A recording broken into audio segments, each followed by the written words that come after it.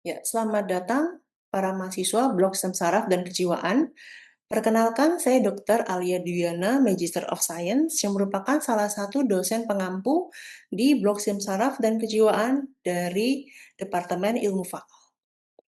Baik, sebelum kita mulai, izinkan saya memperkenalkan diri dulu. Saya lulus dari Prodi Sarjana Kedokteran atau FK Untar pada tahun 2003. Kemudian saya melanjutkan profesi kedokteran di FK Untar untuk mendapatkan gelar dokter dan saya lulus pada tahun 2006. Kemudian saya melanjutkan studi saya di The University of Melbourne untuk mengambil S2 atau program master di Biomedical and Health Sciences dan saya lulus tahun 2014. Adapun kekhususan saya adalah Cardiovascular Neurosciences dan karena itulah saya ditugaskan oleh Departemen Ilmu Faal untuk menjadi salah satu dosen pengampu atau pengajar di Blok STEM Saraf dan Kejiwaan. Baik, sebelum kita mulai, saya akan menjelaskan mengenai rencana pembelajaran semester atau RPS yang tentunya sudah dijelaskan oleh penanggung jawab mata kuliah yaitu Dr. Jung Liliawati, spesialis saraf. Baik, untuk capaian pembelajaran dari program studi yang dibebankan pada mata kuliah, di sini diharapkan mahasiswa mampu menunjukkan sikap integritas, profesional, dan entrepreneurship, mampu menguasai konsep pelayanan kesehatan yang profesional, terutama pada manajemen lansia sesuai prinsip ketuhanan, etika, dan hukum. Dan kemudian mahasiswa juga diharapkan mampu menjelaskan prinsip komunikasi efektif, menjelaskan prinsip ilmu kedokteran dengan berbasis bukti atau evidence based, mampu menjelaskan konsep dasar keterampilan klinis, cara melakukan diagnosis dan keselamatan pasien, mampu melakukan analisis, sintesis terhadap suatu masalah dan mengomunikasikannya secara profesional, dan melakukan kerjasama dengan profesi lain dengan latar belakang yang berbeda. Ya, jadi dari sini sudah jelas bahwa seorang dokter harus selalu melakukan diagnosis dengan berbasis bukti dan tentunya harus selalu memprioritaskan keselamatan pasien dan harus bisa bekerja sama dengan spesialis lain atau klinisi lainnya yang memiliki background ilmu yang berbeda. Baik, nah kemudian mahasiswa diharapkan mampu mendemonstrasikan praktik kedokteran yang profesional dan kolaboratif sesuai prinsip etika kedokteran.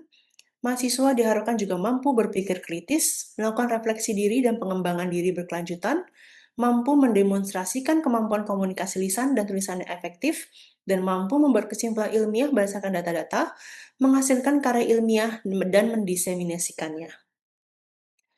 Dan kemudian, mahasiswa juga diharapkan mampu menggunakan teknologi informasi dan komunikasi untuk menunjang pembelajaran sepanjang hayat, mampu melakukan interpretasi data klinis dan perumusan diagnosis dan merencanakan pengelolaan masalah kesehatan, serta mampu melakukan prosedur klinis dengan menerapkan prinsip keselamatan dan menulis rekam medik. Baik, ini adalah skills yang diharapkan untuk dikuasai oleh seorang calon dokter sebelum terjun ke masyarakat, di mana kita harus menjadi seorang dokter yang selalu menerapkan dan memprioritaskan keselamatan pasien dan mampu untuk melakukan diagnosis dan juga melakukan manajemen untuk mengatasi masalah pada pasien. Baiklah, demikian. Berikutnya adalah mengenai capaian pembelajaran mata kuliah di Blok Sistem Saraf dan Kejiwaan. Di sini ada 3 CPMK, yaitu mahasiswa mampu merencanakan tata laksana kelainan saraf dan tata laksana gangguan jiwa, serta mampu melakukan pemeriksaan fisik neurologis dan wawancara psikiatri. Untuk sub CPMK, saya meng-highlight kuning terutama bagian yang akan saya ampu. Di sini ada 6 sub CPMK, yaitu yang pertama mahasiswa mampu menjelaskan sistem saraf mulai dari struktur anatomi, histologi, dan fisiologi.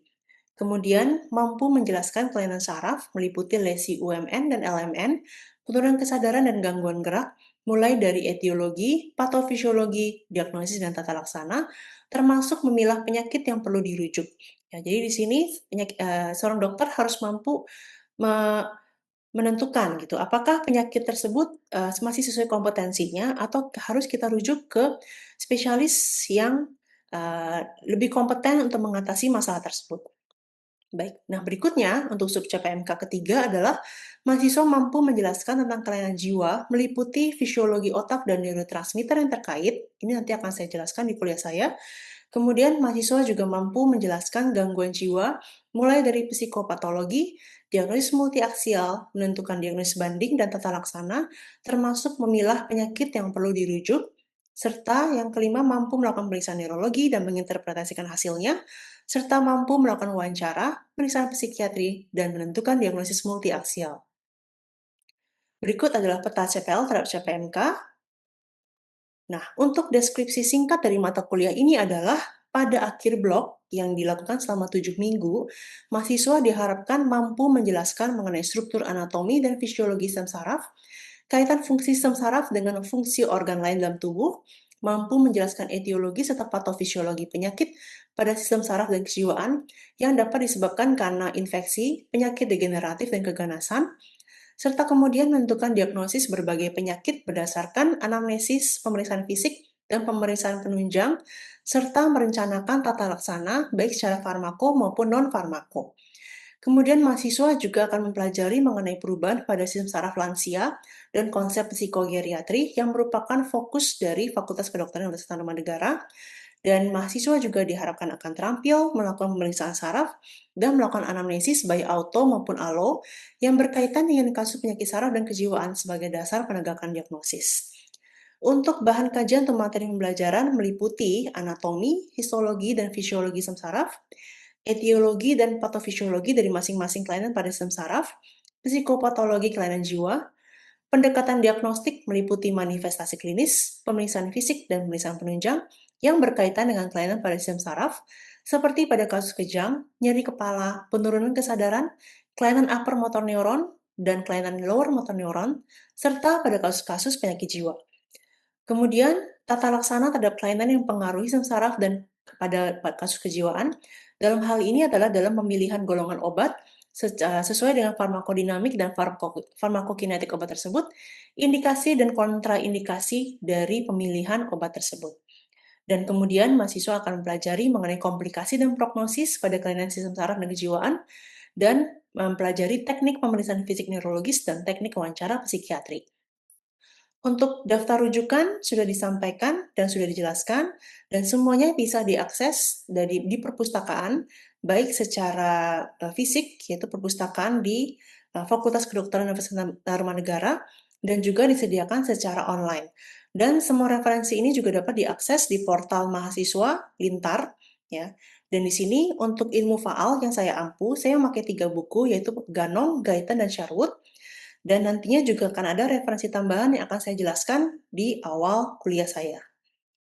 Baik, karena kedokteran menggunakan sistem kurikulum berbasis kompetensi atau problem-based learning, maka blok saraf dan jiwa akan diampu oleh para dokter atau klinisi dari berbagai disiplin ilmu, seperti yang sudah ditampilkan di layar, ya. Dan ini mereka juga menggunakan referensi yang berbeda dan semuanya bisa diakses di perpustakaan FK Untar.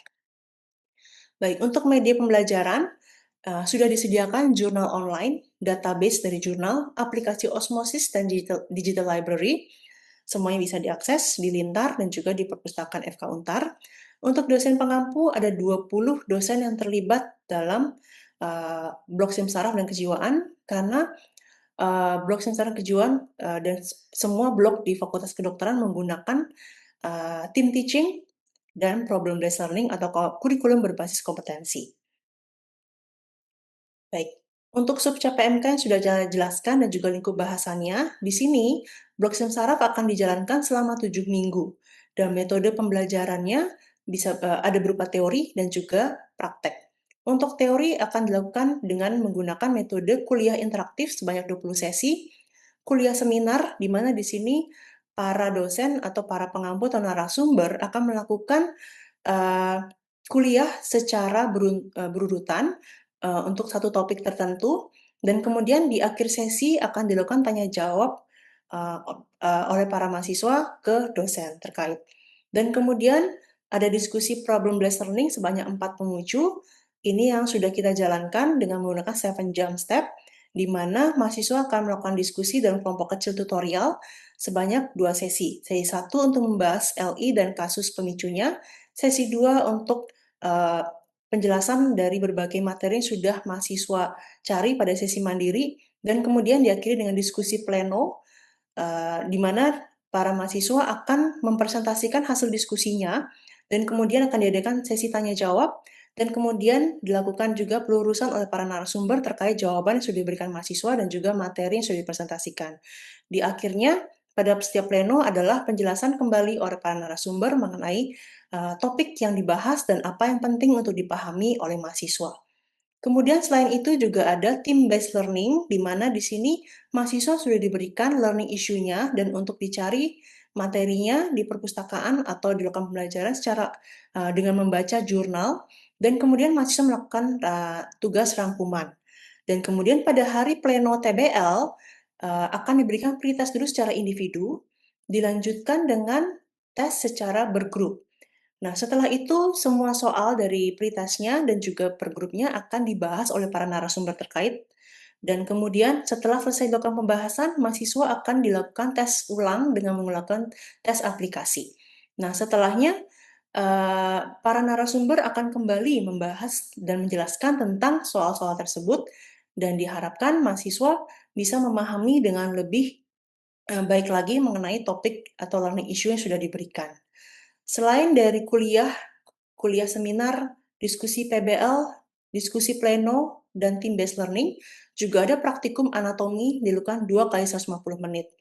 Kemudian, hasil pembelajaran tersebut akan dievaluasi dengan menggunakan tes bentuk formatif dan sumatif.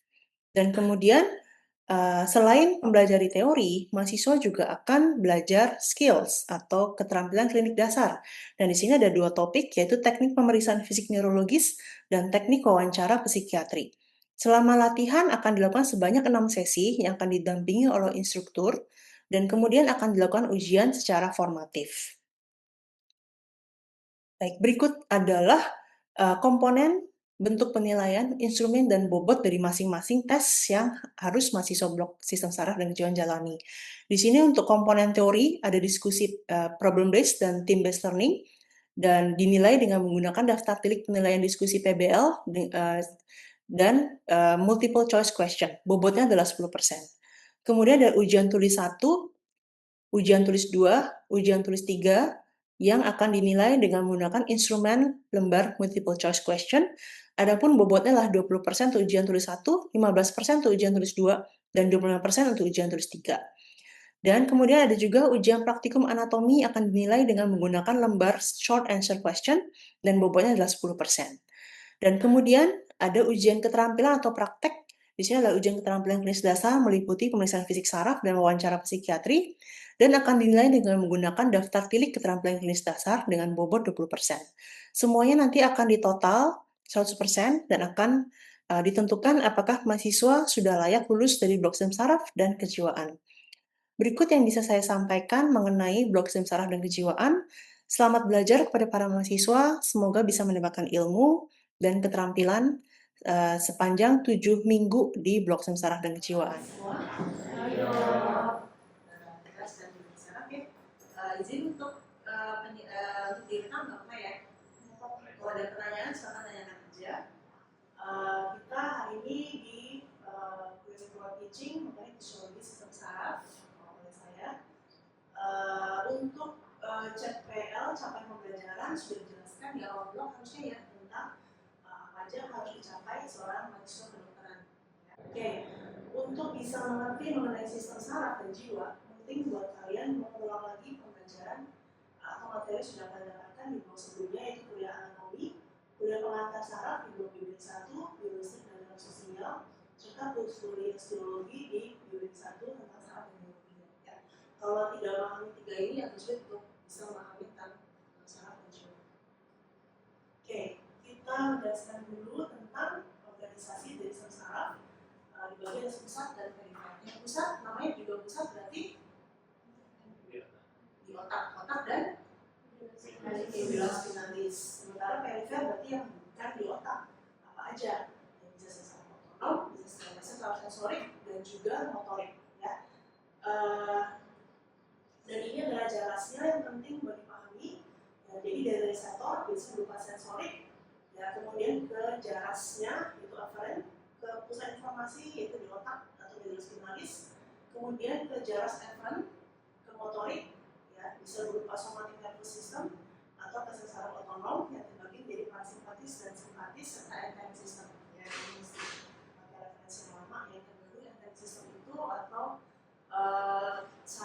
pencernaan itu masuk kepada otonomik yang terpisah dari simpatis dan parasimpatis. Nah, kemudian sensorik seperti namanya sensor, dia yang mendeteksi ada perubahan baik di internal maupun di eksternal.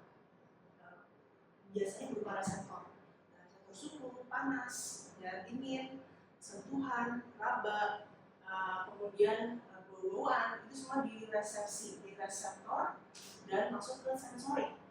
Sementara integrasi adalah yang menghubungkannya dengan pusat, entah itu berupa otak atau medulla spinalis, ya, dan dia merupakan jaras yang menghubungkan ya, jembatannya atau jalannya.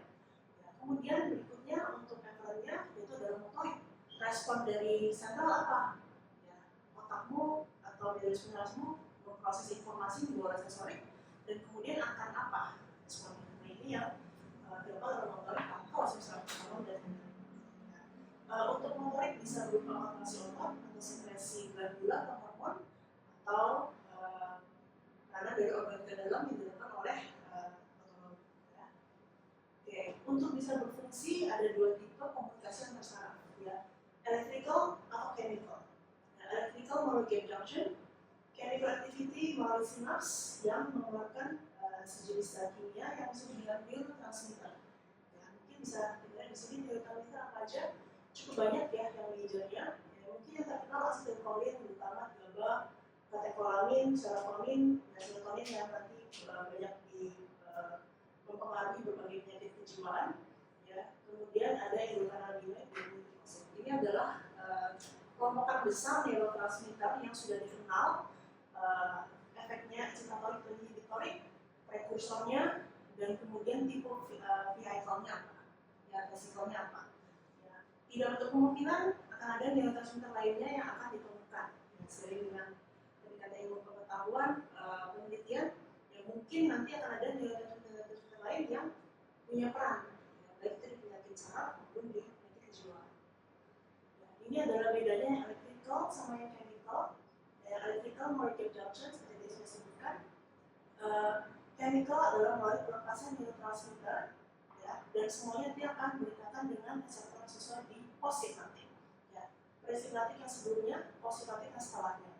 Ya, posinatik ada reseptor yang di situ bisa berkaitan dengan neurotransmitter atau dengan ion-ion yang dilepas oleh presinatik. Ya, kerja dari neurotransmitter atau dari ion-ion inilah akan menentukan di mana saraf itu bisa berkomunikasi, ya.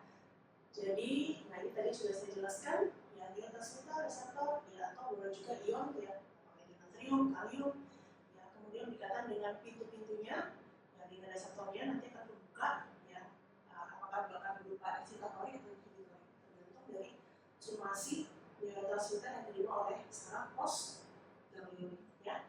Untuk reseptor ada dua kelas, seperti inotropik dan metabolotropik. Ini nanti sudah dijelaskan di blok biometrik 2 dan biometrik 1 mengenai biometrik. Oke, kita ke sentral nervous system sekarang yang merupakan sentral dari semuanya. Ya. Namanya juga sentral, berarti dia yang secara tidak sadar meregulasikan baik internal dan eksternal dan juga eksternal. Ya. Sistem saraf pusat memungkinkan manusia bisa merasakan emosi, ya, bisa mengontrol gerakan, aware terhadap diri sendiri, self pengenalan diri, dan juga tentang surrounding, orientasi, dan juga bisa terlibat dalam proses kognitif yang merupakan higher function dari seorang manusia, yaitu proses berpikir dan daya ingat. Nah, ini adalah gambaran besar dari otak kita. Ya, mungkin paling terkenal dari hipotalamus, cerebral cortex, brainstem, dan tegas midbrain, pons, dan medulla. Fungsi brainstem buat apa? Buat otak. Kesadaran.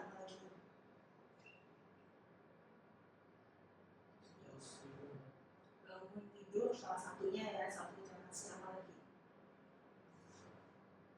Kontrol kardiovaskular, kontrol pernapasan, ya hampir semuanya dia dikendalikan oleh otak ya, untuk berbagai fungsi vital. Ya, kemudian ada cerebellum, otak kecil, ya, yang fungsinya untuk mengontrol gerakan motorik halus. Dan kemudian ada thalamus, merupakan salah satu area otak yang berperan pada kesadaran. Dan kemudian cerebral cortex. Cerebral cortex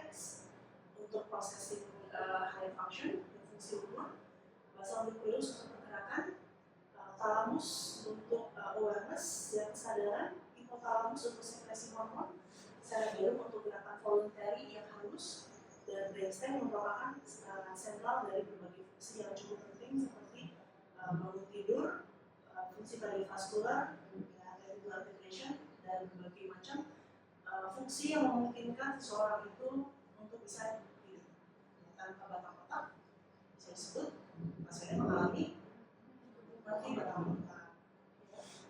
Nah, cerebral cortex terbagi atas lobus frontalis yang merupakan executive decision, dan prefrontal cortex biasanya mengatur usia 20-25 tahun yang merupakan area untuk executive decision. Ya, apa yang mau kita lakukan, apa yang kita pikirkan, apakah akan kita eksekusi, apakah akan kita lakukan, itu semua akan diproses di lobus frontalis, terutama di prefrontal cortex. Ya. Kemudian ada parietal lobe yang meliputi area yang memproses sensorik. Kemudian occipital lobe sebagai di belakang yang untuk penglihatan, temporal lobe yang untuk pendengaran. Oke, nah, kita masuk ke emosi dulu. Ya, ini adalah area yang terlibat dalam emosi, paling terkenal limbic system. Ya, disebut sistem kenapa? Karena dia nggak hanya terdiri satu area aja, ada beberapa area otak yang merupakan bagian dari limbic system yang berfungsi untuk mengontrol emosi.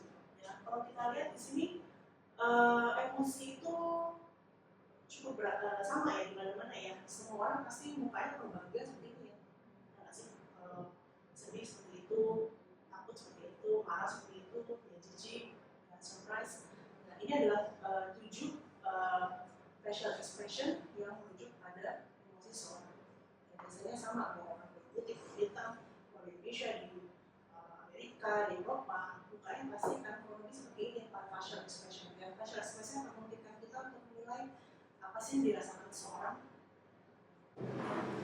Nah, ini adalah networknya untuk limbic system yang biasanya terlibat adalah prefrontal cortex, basal ganglia, mediodorsal nucleus dari thalamus, dan juga amigdala.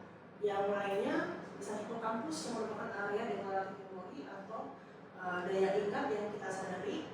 Kemudian mamillary bodies, anterostimulator cortex yang juga bagian dari self recognition, ya, dan juga hipotalamus yang merupakan bagian dari pelepasan hormon yang sistem endokrin. Jadinya dalam mereka membentuk sistem endokrin. Ya, posisinya di sini ya kalau secara anatomi ya, dan di sini mau saya tekankan adalah si amigdala. Ya, amigdala bentuknya kecil aja seperti kacang almond, ya di ujung hipokampus kanan kiri. Ya, kenapa amigdala? Karena amigdala adalah area yang memproses emosi seperti rasa takut dan kecemasan. Ya, seperti itu pada hari ini. Nah, kalau kita bicara soal respon stres, pastilah ada diagram yang dibuat oleh Bruce McEwen tentang stres dan respon stres. Ya, normalnya, semua manusia pasti pernah stres, benar? Ya, bisa karena pengaruh pekerjaan, situasi di rumah, situasi dengan tetangga, major life event seperti pindah rumah, pindah kuliah misalnya, atau dari SMA, SMP ke SMA, kemudian kuliah, merantau, ya kan, perpisahan dengan pasangan, ya, semua adalah major life events. Trauma, abuse, ya, mungkin pernah mengalami suatu kejadian traumatik, ya pernah dirampok, dipukul, ya, atau mengalami kekerasan domestik, itu semua adalah stres. Stres sendiri merujuk pada semua hal yang mengganggu kenyamanan seseorang. Bisa stres fisik, stres kimia, ya, stres psikis, stres sosial, apapun yang mengancam adalah diterima oleh otak kita sebagai stresor, stres. Dan tentu harus timbul respon fisiologis. Respon fisiologis dilakukan dari siapa? Saat kita menghadapi stres, organ tubuh apa, sistem apa yang bertanggung jawab untuk menghandle stresor tersebut.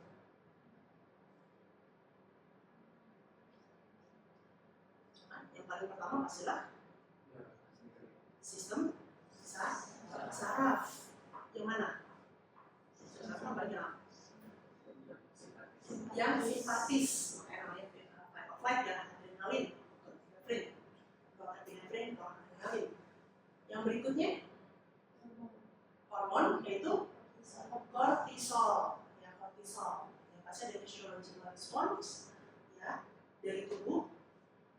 Kemudian ada perubahan perilaku. Ingat, setelah stresor itu pasti harus ada dikompensasi juga dengan selain dari respon fisiologis dari sistem saraf dan juga endokrin, ada respon behavioral perilakunya. Kemudian ada variasi individu, ya, gimana seseorang itu dibesarkan, pendidikannya, situasi rumahnya, ya, sosialnya, ekonominya, itu akan mempengaruhi dari sisi individual difference. Nah, ini semua akan membantu sistem namanya allostatic block. Kalau sudah berhasil adaptasi, namanya jadi allostasis. Nah, dengan demikian, respon stres yang normal harusnya adalah saat kita menghadapi stres, timbul respon fisiologis, timbul respon perilaku. Berarti kalau stresnya hilang, normalnya harusnya respon stresnya juga hilang, ya, atau adaptasi. Nah, yang tidak normal terhadap respon stres ini kalau apa? Ada 3. Pertama, stresnya tidak hilang-hilang sehingga kortisolnya keluar terus, ya kan? Kedua, respon stresnya tidak hilang kalau stresornya sudah hilang. Atau yang ketiga, respon stresnya terlalu berlebihan untuk stres yang tipenya minor atau kecil. Ya, jadi itu yang tidak normal. Ya, yang tidak normal adalah satu, stresornya tidak hilang-hilang. Kedua, stresornya, respon stresnya terlalu berlebihan untuk stresor yang minim. Atau yang ketiga, responnya berlebihan, responnya tidak hilang, atau sudah hilang stresnya, responnya tetap tidak hilang. Itu yang tidak normal. Nah, ini yang mendasari timbulnya berbagai macam penyakit, terutama di penyakit psikiatri. Ya. Oke, ya, jadi sebenarnya stres itu normal kok. Ya, semua orang masih stres. Kita harus adaptasi dengan melakukan respon tubuh. Ya. Nah, kalau stres yang berkepanjangan, nah ini yang bisa mengganggu. Jadi stresnya nggak hilang, atau respon stresnya muncul terus, stresnya nggak hilang. Nah, ini yang bisa mempengaruhi kesehatan mental, fisik, dan emosi. Yang tentunya juga akan mempengaruhi tubuhnya. Kemudian yang bahkan bisa menyebabkan kematian. Ya, jadi kalau misalnya stres juga bisa bikin sudden death, meninggal mendadak. Ya, kalau terlalu berlebihan simpatik aktivitinya, ya. Pada saat kita stres, yang keluar kan sih, adrenalin ya. Adrenalin yang terkait kardiovaskular adalah bikin berdebar-debar, tekanan darah tinggi, ya, kalau misalnya terlalu masif, ya, palpitasinya, peningkatan denyut jantungnya ya bisa saja bikin attack, terutama kalau pasiennya sudah ada masalah di jantung sebelumnya. Ya. Nah, PTSD pasien, ya, ini disebabkan karena kortisol yang meningkat terus, ya, jadinya hipokampal prolinnya menurun, ya, sehingga bisa mempengaruhi memori dan juga gangguan intelektualitas walaupun cuma sedikit. Ya, tapi paparan kortisol yang berlebihan itu juga bisa mengganggu secara organik dari otak kita, sehingga juga ditemukan bahwa ternyata pasien-pasien PTSD itu sensitivitasnya meningkat dengan kortisol. Itu kan dia terus-terusan ya, ingat, PTSD itu yang membedakan dia dengan fobia atau anxiety ini adalah apa? Teringat terus akan event, ya, ada flashback, ya, berarti memori dong ya, kan dia tuh keinget terus seperti rewind kejadiannya, ya, jadi bermasalah di memorinya yang memang hipokampalnya terpengaruh oleh paparan kortisol yang kalau kemudian kelamaan juga nggak bagus ya, harusnya kortisol itu nggak boleh terasa keluar, bisa mengalami perilaku dan juga kemudian mengganggu secara anatomi dari otak kita. Itu terima kasih atas atensinya hari ini. Sekali lagi kalau ada pertanyaan jangan ragu untuk ditanyakan via email, atau kalau misalnya cukup besar informasinya akan saya jawab pada saat email pas besar. Oke, terima kasih semua.